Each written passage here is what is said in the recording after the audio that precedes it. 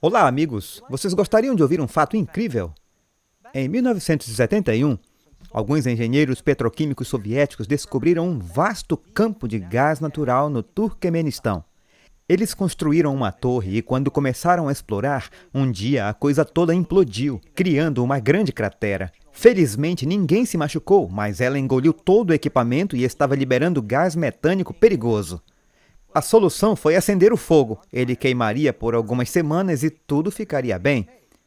Eles atearam fogo em 1971. Ele ainda está queimando até hoje e se tornou um destino turístico e provavelmente estará queimando quando Jesus voltar. Então, o que é o inferno? É um lugar lá embaixo? Vamos discutir isso hoje em Apocalipse Agora.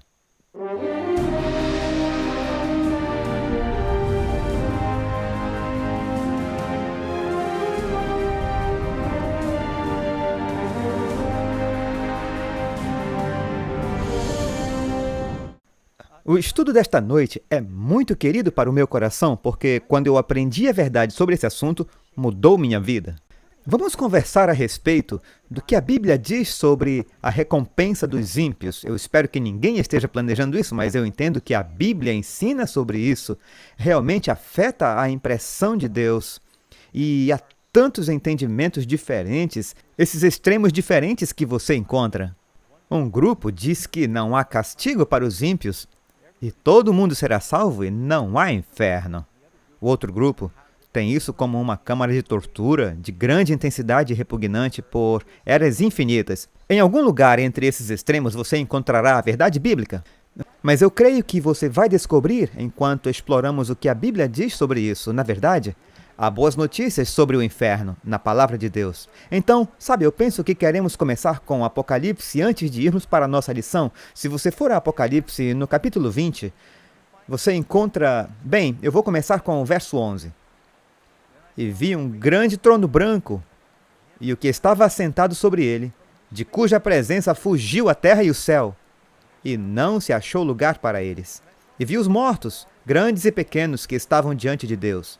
E abriram-se os livros, e abriu-se outro livro, que é o da vida. E os mortos foram julgados pelas coisas que estavam escritas nos livros. E o mar, e os mortos que estavam nele. Desculpem, e deu o mar aos mortos que nele havia, e a morte e o inferno deram aos mortos que neles havia. E foram julgados cada um segundo as suas obras. E a morte e o inferno foram lançados no lago de fogo. Esta é a segunda morte. E aquele que não foi achado escrito no livro da vida foi lançado no lago de fogo.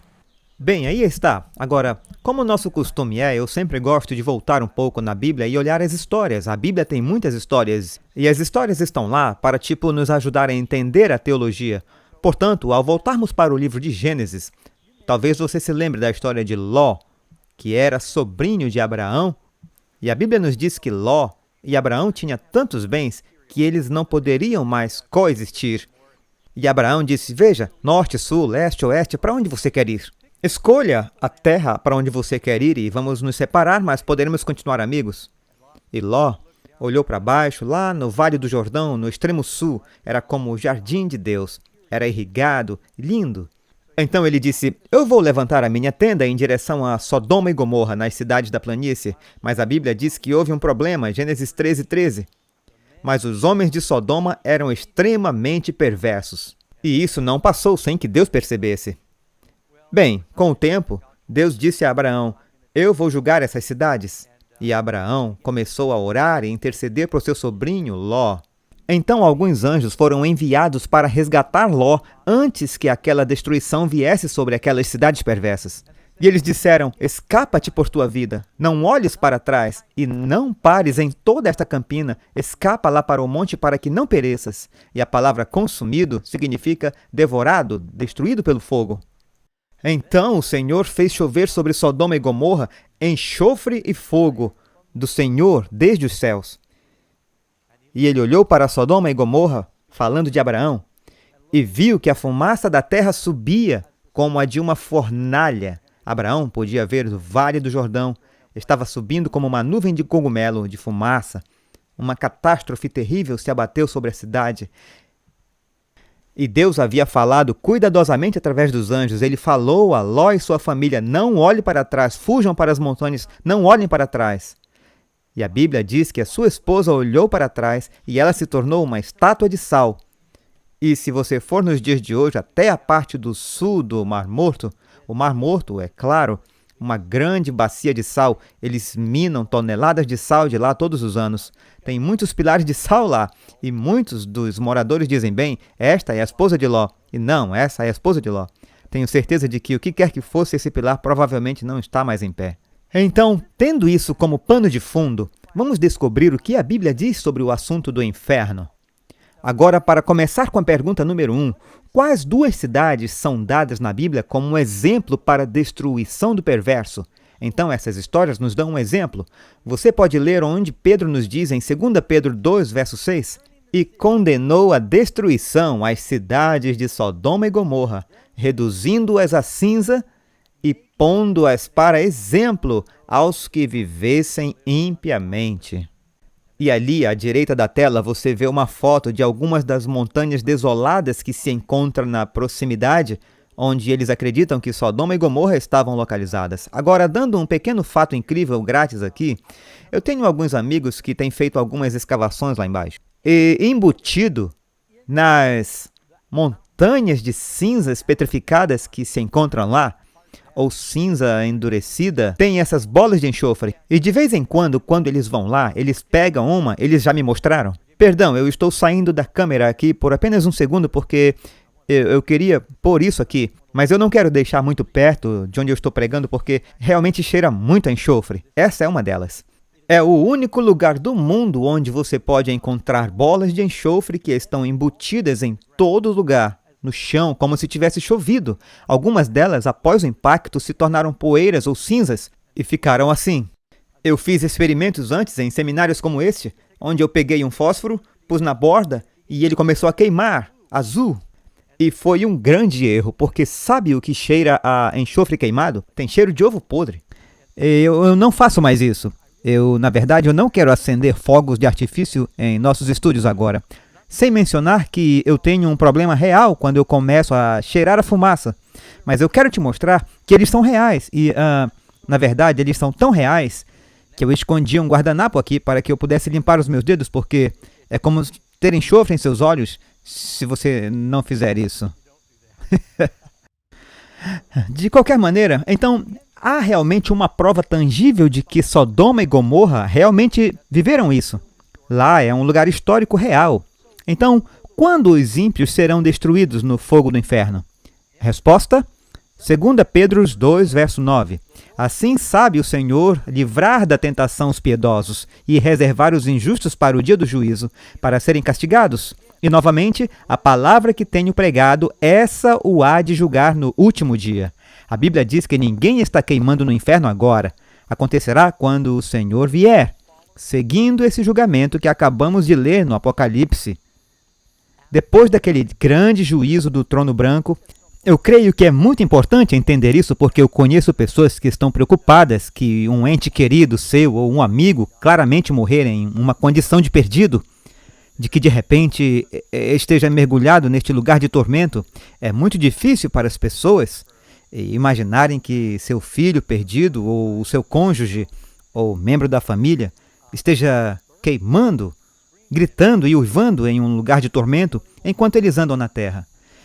Eu me lembro que, anos atrás, eu liguei para uma estação de rádio, porque era um programa de consultas e respostas da Bíblia.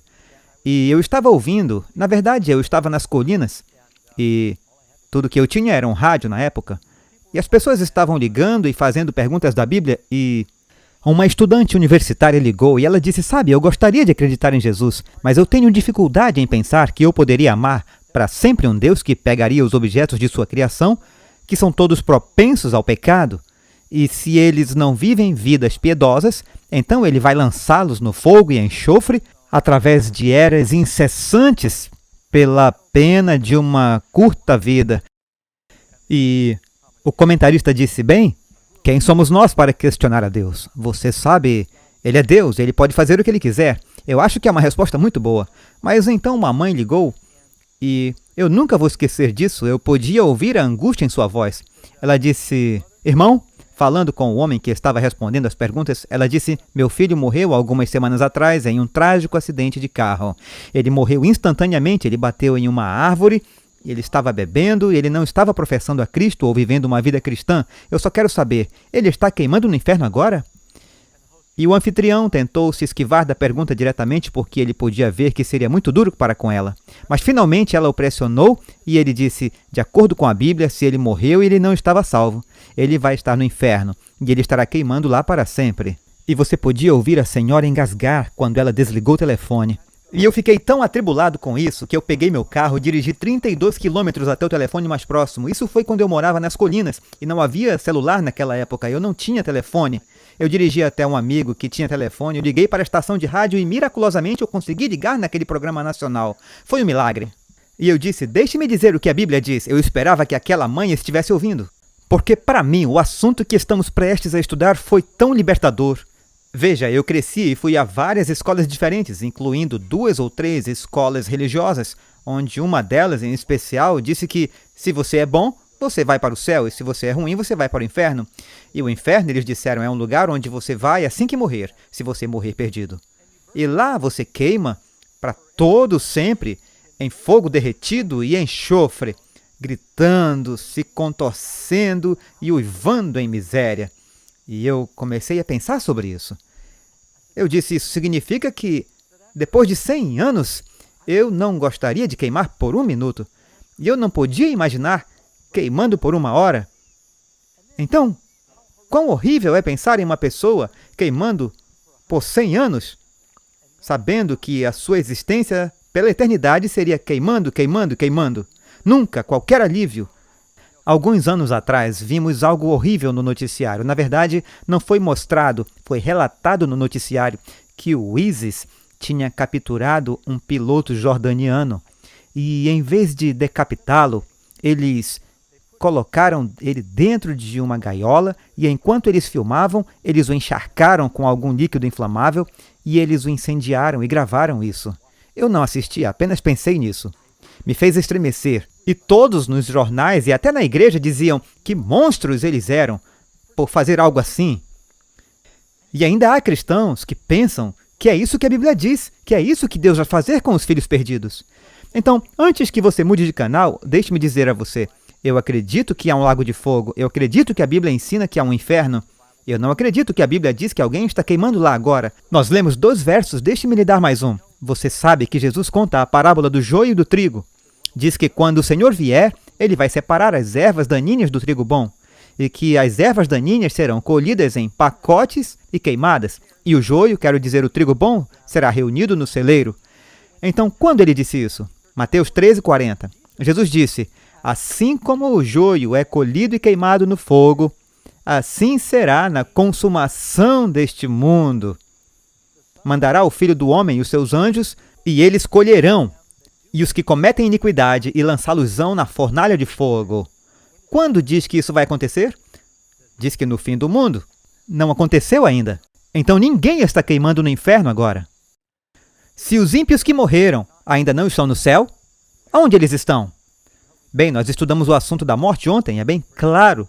Jesus disse em João 5, 28 e 29, porque vem a hora no futuro, não aconteceu ainda, em que todos os que estão nos sepulcros ouvirão a sua voz e sairão. Os que fizeram o bem, para a ressurreição da condenação. Os que fizeram o mal, para a ressurreição da condenação. E os que fizeram o bem, para a ressurreição da vida. O mal é preservado para o dia da destruição. Finalmente é levado à sepultura e permanecerá no túmulo. Isto está em Jó 21, versos 30 e 32. Ele permanecerá no túmulo, que será o fim do mundo. Não há ninguém queimando no inferno agora.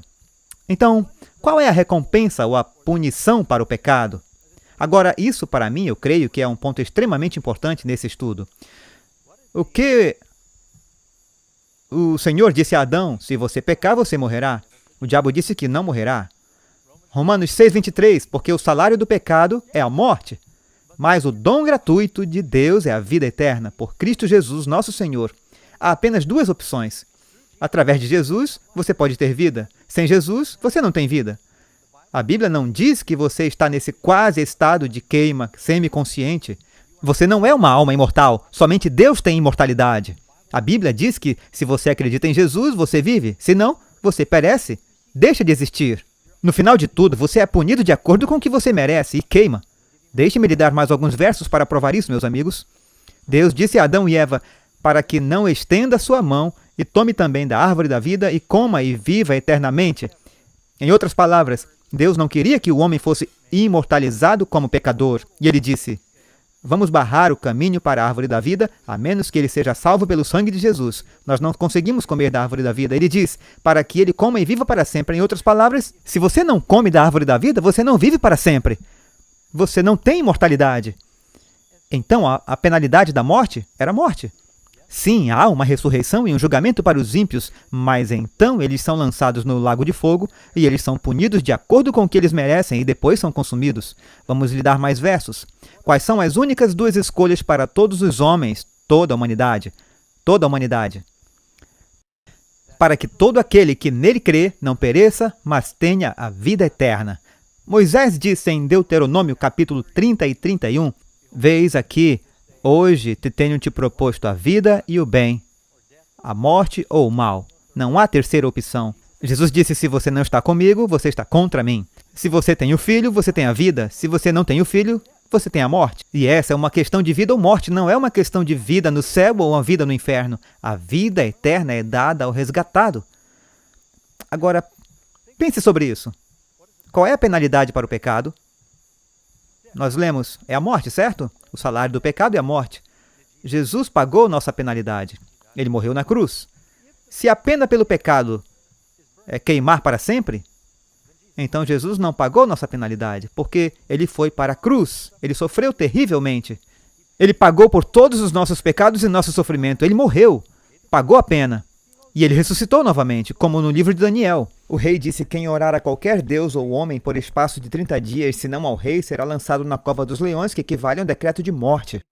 O rei não queria que ele fosse para a cova. Ele tentou livrá-lo, mas ele disse, eu tenho que cumprir a carta da lei. E Deus é um pai amoroso, mas ele também é um rei. E ele tem que cumprir a carta da lei que diz que a penalidade pelo pecado é a morte. Jesus levou nossa penalidade para pagar isso. Daniel foi para a cova. Ele passou a noite na cova dos leões.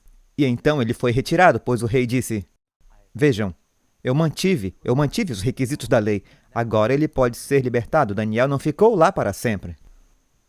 Sabe, eu tive uma experiência, e essa é uma foto que eu tirei esse ano. Eu estava dirigindo, vocês têm que ver essa foto, amigos. Eu não sei em que parte do país ou em que país você está assistindo, mas este ano tivemos um dos incêndios mais terríveis, não alguns, o mais terrível dos incêndios na história da Califórnia. 2 anos atrás, nós tivemos os piores incêndios que tínhamos tido, e agora é ainda muito mais devastador. Da nossa porta da frente, temos uma casa antiga nas colinas do condado de Mendocino, no norte da Califórnia. Vimos o relâmpago daqui. No dia seguinte, eu estava fazendo algum trabalho nas colinas com o trator. Eu disse a Caroline que eu trabalharia até escurecer e então eu dirigiria pela montanha pegando um atalho. Foi, na verdade, 2 horas de estrada de terra pela floresta para ganhar tempo e chegar em casa. O sol se pôs, eu corri, dei uma volta e eu vi um dos incêndios do relâmpago. E essa é uma foto que eu tirei e eu dei outra volta e eu vi outros incêndios. Eu não queria retroceder. Isso significava umas longas 6 horas dirigindo. Eu disse, eu acho que eu consigo atravessar. Então eu continuei dirigindo e eu acabei dando a volta para retornar. E eu vi isso. Eu tenho várias outras fotos que eu posso lhe mostrar. E eu pensei, bem, talvez seja um trecho em que eu consigo passar. Então eu dirigi um pouco porque no início o fogo estava queimando apenas em um lado da estrada. Mas daí eu continuei, estava queimando do outro lado da estrada. Então eu recuei cerca de 1/4 de milha e eu disse, eu acho que eu queria retroceder. Eu disse, eu acho que eu consigo, eu virei novamente. E eu fui ainda mais longe. Mas daí a fumaça começou a entrar nas brechas e estava bloqueando os faróis. Eu não conseguia ver. E eu disse, Doug, você quer mesmo morrer assim? Para mim, isso seria uma das coisas mais terríveis que podia acontecer. Seria ser pego em um incêndio como aquele. E a ideia de que o Senhor lançaria alguém nisso e queimá-los através da eternidade? Eu digo, eu consegui sair, obviamente. Eu recebi uma mensagem naquela noite de um amigo que disse que a saída também tinha sido atingida pelo relâmpago, que havia fogo lá. E eu dirigi por horas pela montanha, tentando encontrar uma saída. E você pode saber, eu estava orando. Porque eu continuei pensando, essa coisa está se espalhando rápido. E isso acabou se tornando o maior incêndio na história da Califórnia. Foi 1.030.000 acres, não muito longe da nossa casa. Então, assim, você quer acabar com sua vida em um incêndio? O que vai acontecer com os ímpios no fogo do inferno? Aqui diz, por ainda um pouco, e o ímpio não existirá, mas os ímpios perecerão, e em fumaça se desfarão. Isso está em Salmos 37, versos 10 e 20. Eles perecerão, eles consumirão, eles não serão. Quero dizer, quais outras maneiras Deus pode dizer isso? Se Deus está tentando se comunicar conosco, os ímpios vão queimar. Eles serão punidos, mas eles queimarão, perecerão, não serão. Serão consumidos, devorados, queimados. Eu mencionei isso, mas vamos ver alguns outros versos. Malaquias 4, verso 1 e 3. O dia vem ardendo como fornalha, e todos os que cometem impiedade serão como a palha. A Bíblia diz, e o dia que está para vir os abrasará. E pisareis os ímpios, porque se farão cinza debaixo das plantas dos vossos pés. Agora, essa é um tipo de imagem horrível à direita. Isso é em Pompeia. E quando eu tinha 16 anos de idade, eu morava em um barco e navegamos, e um dos lugares que fomos foi as ruínas de Pompeia. As cidades de Pompeia e Herculano ficavam na base do vulcão Vesúvio, que explodiu por cerca de 73 d.C. Pegou a cidade totalmente de surpresa. Não deveria tê-los pego totalmente de surpresa porque eles sentiram terremotos alguns dias antes. Algumas nascentes pararam de correr, mas eles ficaram na cidade. E a cidade era bem como um viveiro de vícios. Descobriram que nas ruínas eram apenas bordéis em todos os lugares e as pinturas nas paredes eram muito explícitas e muitos dos soldados romanos iam de férias para lá. E eu vou deixar isso para a sua imaginação. Mas muitos pensam foi uma espécie de julgamento. E todas aquelas pessoas foram pegas. As cinzas quentes, os gases os mataram, asfixiaram e depois as enterraram. E basicamente sepultaram seus corpos. Até que, 1.800 anos depois, alguém descobriu as ruínas novamente e eles descobriram que podiam derramar o gesso de Paris nas câmaras vazias e encontraram as formas das pessoas que morreram naquele desastre terrível. Nos faz pensar em Sodoma e Gomorra. Louvado seja o Senhor eles não estarem queimando até hoje. Então, onde o fogo do inferno estará localizado? Você pode ler isso em Apocalipse 20, verso 9. E subiram sobre a largura da terra e cercaram o arraial dos santos e a cidade amada. E então nos diz, e de Deus desceu fogo do céu e as devorou. Essa palavra novamente consumida, devorada. Eu sempre digo às pessoas, se você quer saber o que significa devorar, me convide para um jantar mexicano e eu te mostro.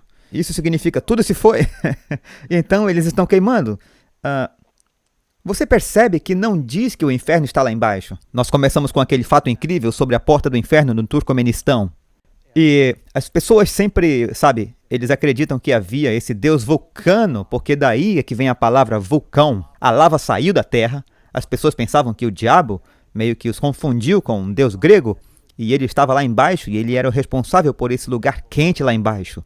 A razão pela qual há confusão é porque há 4 palavras que são traduzidas como inferno na Bíblia. Você tem a palavra Hades, que vem da mitologia grega, que está conectada com Plutão, que é o responsável pelo lugar escuro para onde foram os mortos. E então temos Gehenna. É uma palavra judaica para... Desculpa, é uma palavra grega para... É uma palavra grega ou judaica para o Vale de Hinnom, que estava fora de Jerusalém, que era o lixão da cidade, que muitas vezes estava cheio de detritos fumegantes, porque eles queimavam as coisas para manter o gás e o cheiro baixo e tinham vermes nele, porque, sabe, eles pegavam os animais imundos e os jogavam lá. E é por isso que Jesus disse, você não vai querer estar na Gehenna. Ele diz inferno, onde o verme não morre e o fogo não apaga. O lixão da cidade estava sempre fumegante e cheio de lixo, e isso que ele estava descrevendo. Então você tem a palavra que só aparece uma vez na literatura grega, está em Pedro, onde é chamado Tártaro, e significa simplesmente escuridão. E daí vem a palavra mais comum no Antigo Testamento, é o Seol, e significa sepultura. A Bíblia até fala, como você sabe, Davi e os outros, eles descrevem que qualquer um que vai para o túmulo, eles chamam de protegido, às vezes é traduzido como inferno, que confunde as pessoas. Mas significa só lá embaixo. Não quer dizer que há um lugar em chamas para onde as pessoas vão quando morrem lá embaixo. Diz, quando o Senhor vier, os elementos ardendo se desfarão e a terra e as obras que nela há se queimarão. Então, onde o inferno queima, dentro da terra, ou na terra, fogo desce do céu sobre a terra. Portanto, o inferno vai queimar aqui em Sacramento. Vai queimar numa cidade perto de você. Vai descer do céu e os ímpios após o julgamento. Chove em forma de lago de fogo que Deus usa para purificar o mundo. O diabo estará no comando do fogo do inferno. Você provavelmente, nós já vimos nos quadrinhos e nas histórias em que mostra Satanás e ele tem sua forquilha. E parece que é para que ele possa se certificar de que todos agem por igual quando forem punidos. E podemos confiar que o diabo será justo estando no comando do inferno? Não, é claro que ele não está no comando do fogo do inferno. Aqui está um fato incrível que realmente carrega uma lição chamada "Está o diabo no comando do inferno?". E eu quero que você observe aqui. À esquerda eu tenho uma das típicas fotos que você encontra o diabo encarregado do inferno. À direita você tem o deus grego Plutão, com seu semitridente e os cães do inferno, que você provavelmente já ouviu falar. E ele tem até chifres. É daí que vem, da mitologia grega. E então, durante a Idade das Trevas, eles começaram a empregar alguma mitologia grega com o cristianismo e misturou tudo. E vamos falar mais sobre o que aconteceu durante esse tempo em um estudo futuro. Mas, infelizmente, é verdade que durante os tempos medievais, porque as pessoas estavam tão assustadas com esse ensino do inferno, eu sei que uma das pessoas que entrevistamos na rua meio que tocou nisso. Eles desenvolveram essa construção aterrorizante e dessa forma eles podiam então manipular as pessoas com medo. Eles podiam dizer, sabe, o seu amado morreu perdido e ele está queimando no inferno agora, mas se você fizer uma boa doação, podemos tirá-lo do purgatório ou do limbo. Você não encontra ensinamentos sobre purgatório ou limbo em qualquer lugar na Bíblia. A ideia de purgatório vem da palavra purgar, que eles serão salvos, mas eles não são bons o suficiente, eles têm que queimar um pouco. Mas se você fizer uma oferta generosa e rezar muito, você pode salvá-los do inferno. Isso também é heresia, porque somente Jesus é aquele que salva alguém. Nós podemos orar pelas pessoas, mas não determinamos o seu destino quando elas morrem. Jesus é seu juiz. Então, isso tem sido esse falso ensinamento tem sido usado pelas igrejas para muitas vezes manipular as pessoas com medo. Diz, e o diabo que os enganava foi lançado no lago de fogo e enxofre. Satanás comanda o inferno ou ele estará lá? Sim, ele não está no comando do inferno. Ele e seus anjos estarão lá. Será que o fogo do inferno nunca se apagará? Essa é a parte que eu creio ser muito importante entendermos. Eis que não haverá brasas para se aquentar, nem fogo para se assentar junto dele. Nos diz que, e pisareis os ímpios, e já mencionamos esse verso, porque se farão cinzas debaixo das plantas dos vossos pés. A Bíblia nos diz que quando nós partirmos da Nova Jerusalém, o céu e a terra serão feitos novos. Que Deus, das cinzas deste mundo purificado, criará um mundo novo, onde não há mais dor ou sofrimento. E a Bíblia nos diz, bem-aventurados os mansos, eles herdarão a terra. Sabe, dizem que alguns dos solos mais férteis do mundo pode ser encontrado no Havaí, onde esses vulcões que têm explodido muitos lugares ao redor do Anel de Fogo, eles criaram este solo muito rico e dentro de alguns anos, você pode ver no Havaí, houve um fluxo de lava e o tempo passa e alguns anos depois, de repente as coisas começam a ter sementes e crescem e elas são ricas e verdes. E sobre esse planeta purificado, Deus vai criar um novo céu e uma nova terra onde habita a justiça. Bem, algumas pessoas dizem, tudo bem, Doug, estamos com você. O corpo não queima para sempre, mas a alma é imortal e a alma queima para sempre. Eu espero que você acredite no que Jesus disse sobre esse assunto. Você pode ler aqui, e não temais os que matam o corpo e não podem matar a alma. Cristo disse isso. Temei antes aquele que pode fazer perecer a alma e o corpo no inferno. O que é destruído no inferno? Só o corpo? O que Jesus disse?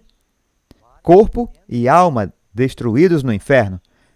A Bíblia diz, a alma que pecar morrerá. Ezequiel 18. Não diz que a alma, de alguma forma, se separa do corpo e continua consciente. A nossa existência ocorre em nosso corpo, a menos que Deus nos dê uma visão sobrenatural. Então, para quem será aceso o fogo do inferno? Mateus 25:41. Apartai-vos de mim, malditos, para o fogo eterno, preparado para o diabo e seus anjos. Então aí está. Deus não quer você no inferno. O diabo e os anjos caídos que seguiram Lúcifer, eles finalmente encontrarão o seu fim no lago de fogo. Você pode ler em Apocalipse capítulo 12, Satanás desceu com grande ira, porque ele sabe que o seu tempo é curto. E frequentemente, quando Jesus encontra demônios, eles dizem: Jesus, Filho de Deus, sabemos quem você é, viestes para nos atormentar antes do tempo? Eles sabem que o dia do seu julgamento, a hora está chegando. Agora, aqueles que não confiam e não amam o Senhor, eles vão compartilhar o destino do diabo. Sabe, Jesus, em Mateus 25, ele disse: porque tive fome e não me deste de comer, tive sede e não me deste de beber, estava nu e não me vestistes, era estrangeiro ou preso e não me visitastes. E eles disseram: Senhor, quando te vimos assim? E ele vai dizer: na medida em que você não fez isso para um dos menores destes, você não fez isso para mim. Apartai-vos de mim, malditos, para o fogo eterno, preparado para o diabo e seus anjos. E assim, se vivemos vidas egoístas como os anjos caídos, vamos compartilhar o destino do diabo e dos anjos caídos. Mas se permitirmos que o Senhor entre em nossos corações e nos transforme, vamos compartilhar o destino de Jesus e estar com Ele no céu. Os dois únicos destinos. E o diabo que os enganava foi lançado no lago de fogo e enxofre, onde estão a besta e o falso profeta. Isso está em Apocalipse capítulo 20, verso 10. Então, eu só quero fazer uma pausa aqui e vou contar uma história rápida. Eu estava dirigindo anos atrás pelo Texas. Eu já morei no Texas. E eu estava dirigindo um pequeno Mazda GLC, um queimador de arroz japonês. E era véspera de Natal. E eu passei por uma família, um marido, esposa e duas filhas. E eles estavam encostados na estrada no meio de um grande trecho no oeste do Texas.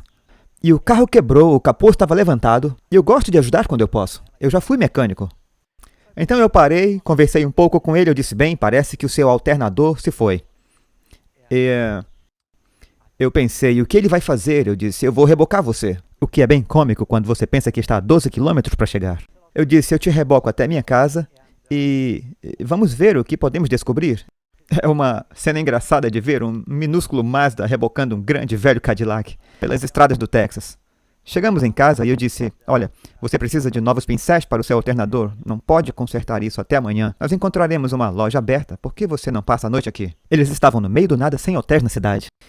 E assim eles graciosamente aceitaram. Ele era um pastor batista. E então começamos a conversar e o assunto do inferno surgiu. Eu disse: irmão, sabe, o meu pai era batista e quando eu fui batizado pela primeira vez, fui batizado na igreja batista. E eu disse: eu estou muito familiarizado com o que você acredita sobre isso, mas eu tenho que discordar baseado na Bíblia. E eu comecei a passar por alguns dos versos e eu disse: sabe, a Bíblia diz que os ímpios serão queimados, eles consumirão, eles vão desaparecer, serão devorados, não há mais céu, não mais dor, não mais sofrimento, não mais tristeza. Eu passei por uma tonelada de versos e logo ele meio que por um tempo foi para lá e para cá e daí ele se aquietou. Talvez tenha sido porque eu estava hospedando, mas ele finalmente disse: bem, irmão Doug, eu já vi esses versos antes e isso me fez pensar. Ele disse: mas se eu disser ao meu povo que eles não vão para o inferno se morrerem perdidos, eles não virão à igreja. Foi o que ele me disse. E eu disse: o que você quer dizer é que eles vão à igreja por medo do inferno? É como um seguro contra o fogo? Eles não vão à igreja porque amam o Senhor e querem servi-lo? Agora, eu admito, um desejo de ir para o céu e querer evitar o inferno pode ser um ponto de partida adequado para um crente. Mas se as pessoas vão à igreja por anos e a única coisa que as motiva é o egoísmo, elas querem ficar fora do inferno, querem ir para o céu, elas ainda não entenderam o cristianismo. O cristianismo deveria estar onde você é motivado pelo amor a Deus e amor ao próximo. E ainda assim, muitas pessoas vão à igreja como um seguro contra o incêndio. E eu acho isso muito trágico. E a pior parte, distorce a imagem que temos de Deus. Eles veem Deus como uma espécie de sádico que vai atormentar as pessoas por toda a eternidade pelos breves pecados de uma vida. Pense nisso. Desculpem, essas coisas estão na minha cabeça. A ideia de que as pessoas queimam para todo sempre, independente de quais sejam seus pecados. Significa que Adolf Hitler, que foi o responsável, ou Stalin, ou Pol Pot, responsável pela morte de milhões. Eu acho que quem recebe o prêmio baseado na história é Stalin, na verdade. Eles vão queimar no inferno a mesma quantidade de tempo que Caim, que matou uma pessoa, seu irmão. Isso soa justo? Ou pense nisso. Você tem alguns adolescentes, eles atingem a idade da responsabilidade, eles ficam desanimados e tiram suas vidas. A maior taxa de suicídio está entre adolescentes. Então você tem um garoto de 15 anos que pecou, ele tira sua vida, morre em uma condição perdida, vai queimar no inferno junto com Adolf Hitler por toda a eternidade? Por um pecado aos 15 anos? Onde está a justiça nisso? E após 1 bilhão de anos, eles tentam nadar até a superfície da parte de fogo e enxofre, gritando a Deus quanto tempo? Ele diz, isso é só o começo, e os empurra de volta. Isso é o que as pessoas, na verdade, é uma citação de um sermão, isso é o que algumas pessoas acreditam. E não me admira que eles se afastem do cristianismo. Você sabe por que Darwin se afastou do cristianismo? Porque ele perdeu um filho e ele entendeu mal o ensino sobre o inferno. E outros disseram que eles vão queimar para sempre.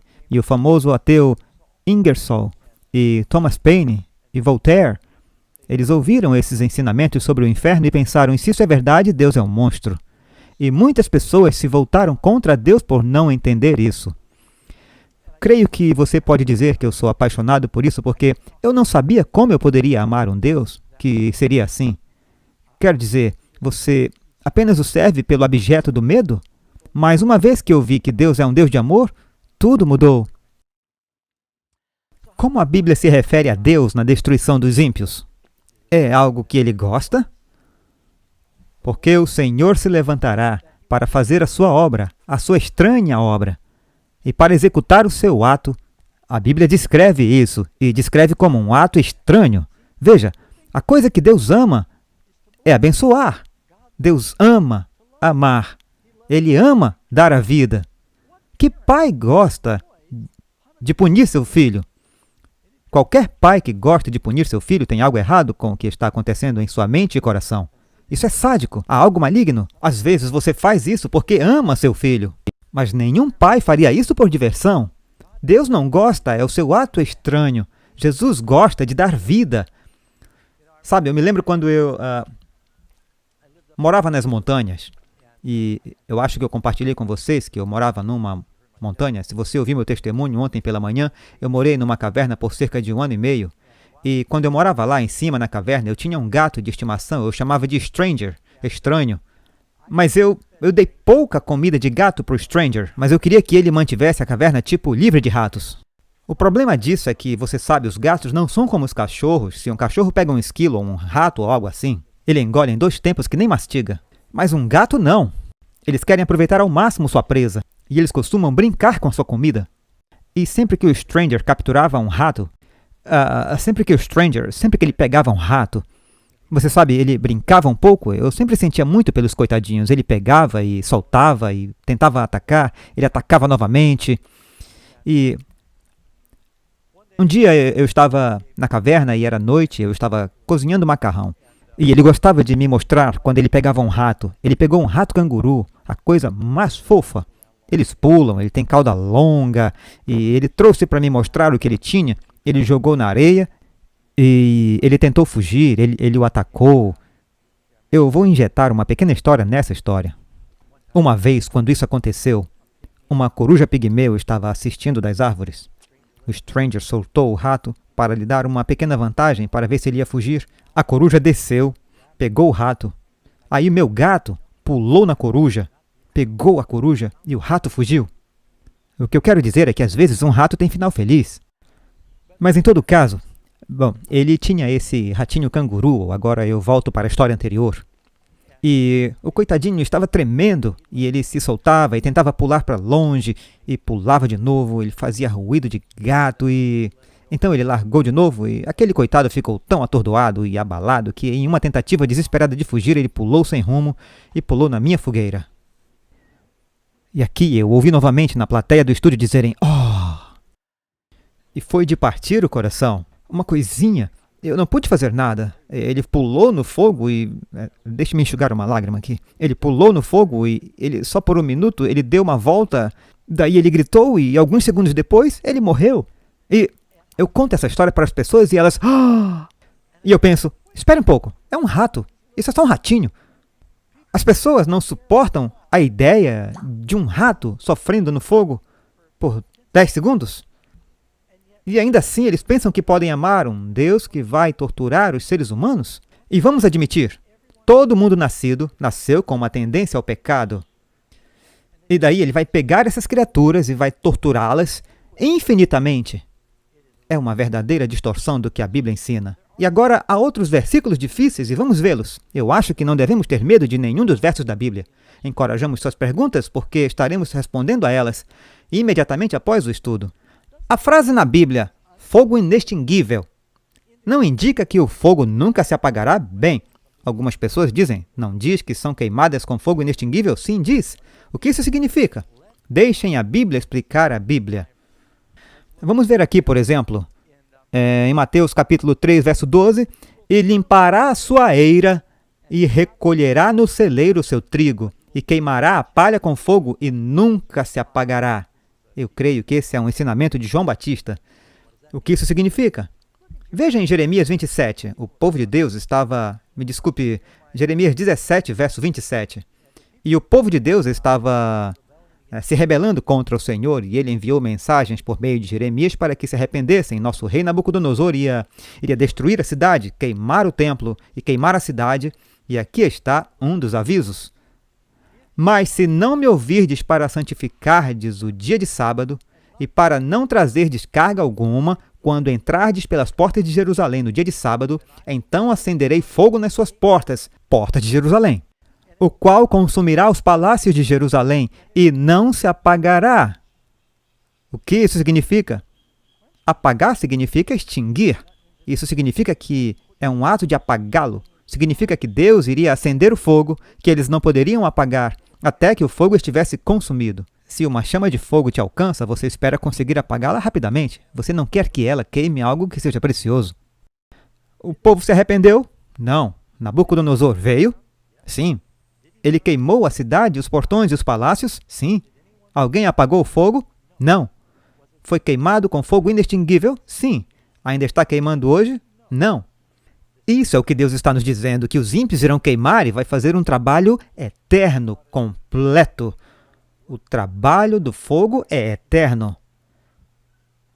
E se o teu olho te escandalizar, lança-o fora. Melhor é para ti entrares no reino de Deus com um só olho, do que tendo 2 olhos seres lançado no fogo do inferno, onde o seu bicho não morre e o fogo nunca apaga.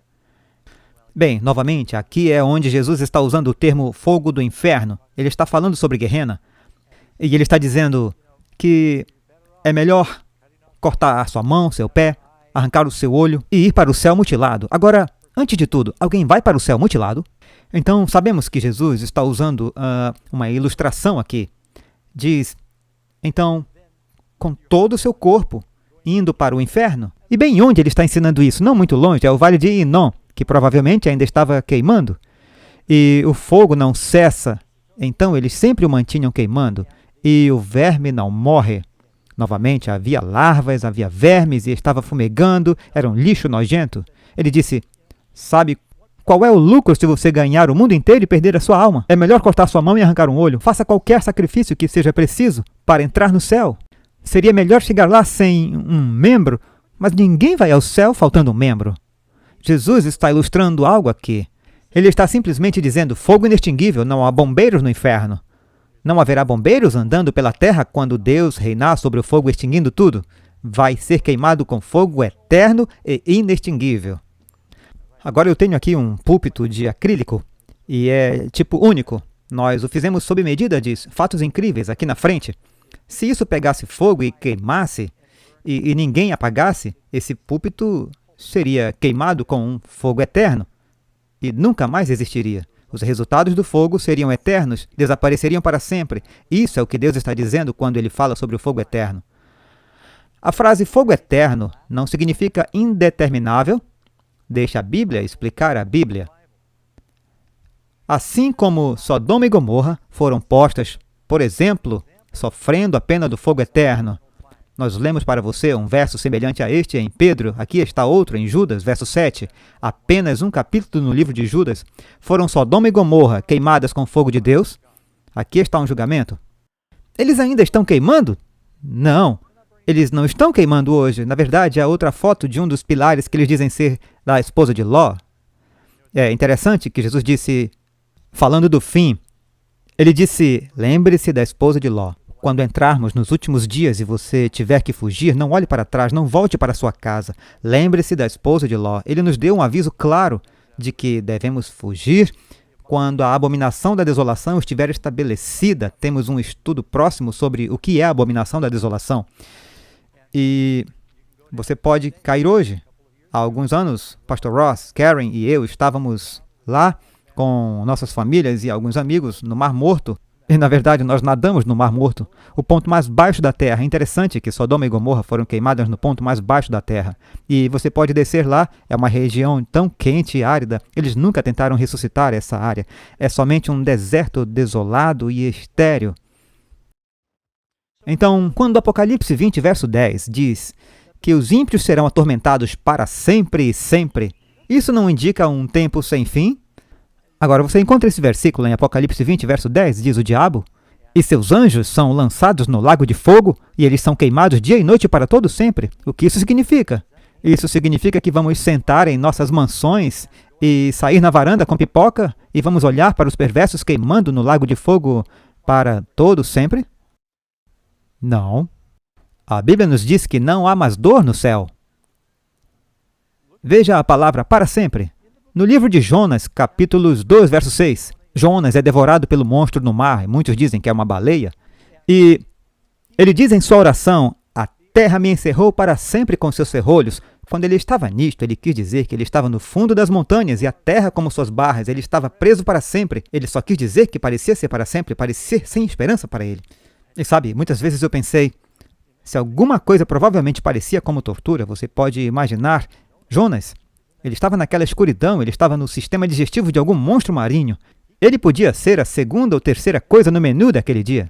O que significa que havia outras coisas lá dentro. Poderia haver o fedor, o sushi, água viva, ouriços do mar. Quero dizer, deve ter sido uma experiência terrível. E Jesus disse, como Jonas esteve na barriga do peixe, assim o Filho do Homem estará no coração da terra. Jesus, sofrendo pelos pecados do mundo, ele experimentou o que os perdidos experimentarão, todo o sofrimento dos perdidos, todo o sofrimento que você e eu podemos ter naquele lago de fogo pelos nossos pecados, Jesus experimentou, para que você não precise. Jonas ainda está na baleia? Não, é nos dito que ele esteve lá 3 dias e 3 noites. Jonas esteve no ventre do peixe 3 dias e 3 noites. Diz para sempre? Mas não foi para sempre. Alguns versos, rapidamente, ao Apocalipse 14, 11, e a fumaça do seu tormento sobe para todo sempre. Isso não significa que continue a subir para todo sempre. Isso significa que ele sobe para todo sempre, fora de vista, quando está subindo. Novamente, vivendo no Texas, a cada 10 milhas na frente da cidade, cada cidade tinha um lixão. Os fazendeiros traziam seus tambores de 55 galões em que eles queimavam seu lixo e o jogavam no lixão da cidade. Muitas vezes, eles costumavam queimar o lixo.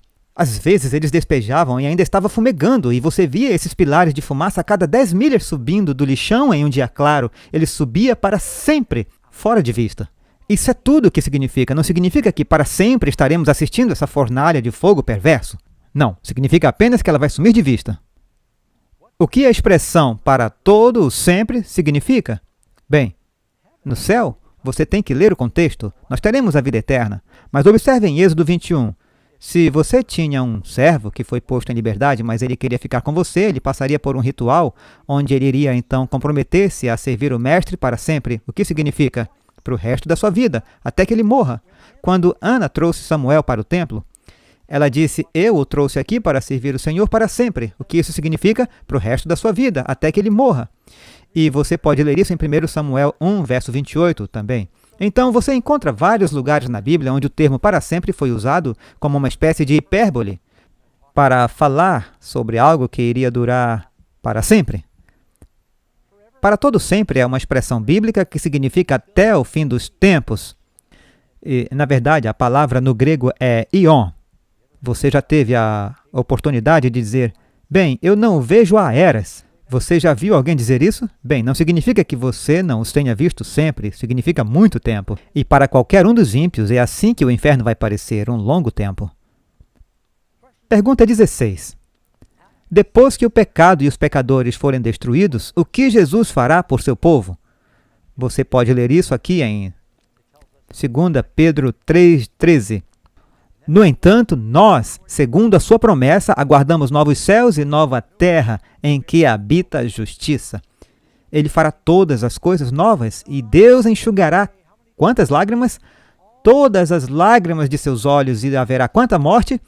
Não mais morte, nem tristeza ou choro, nem haverá mais dor. Deus vai criar um universo onde não há mais dor. Agora, eu não sei como, mas Deus poderia dizer isso de uma forma diferente. Ele diz, os ímpios serão consumidos, queimados, perecerão, serão queimados em fogo eterno.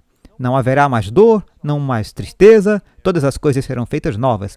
Eles são mortais, eles morrem, eles são devorados, eles são restolho, eles serão consumidos. Quer dizer, a linguagem que Deus usa, que outras palavras ele deixou de fora para não deixar isso claro, mas alguns manipulam esse mal-entendido para manipular as pessoas.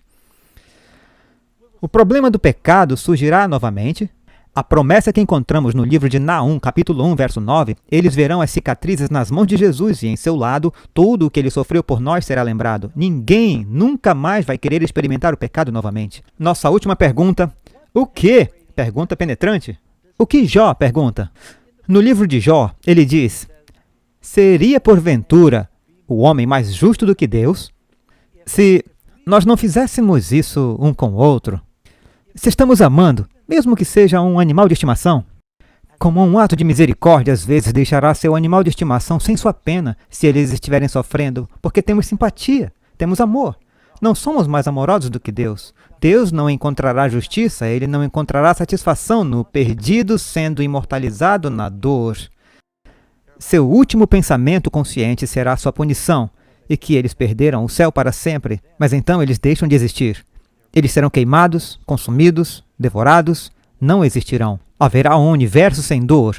A Bíblia nos diz que todas as coisas serão feitas novas. Se todas as coisas serão feitas novas, isso significa que não haverá mais pecadores lá queimando. Você e eu receberemos novos corpos, nasceremos de novo, seremos novas criaturas. As coisas antigas já passaram. Não haverá velhos pecadores imortalizados por lá.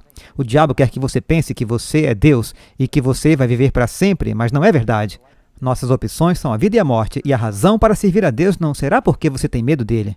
Devemos reverenciar a Deus, mas ele quer que façamos isso porque o amamos. Você pode confiar nele, ele é um Deus de amor e de misericórdia, amigos. Eu espero que vocês, que estão vendo pela primeira vez, este é um Deus que você pode confiar.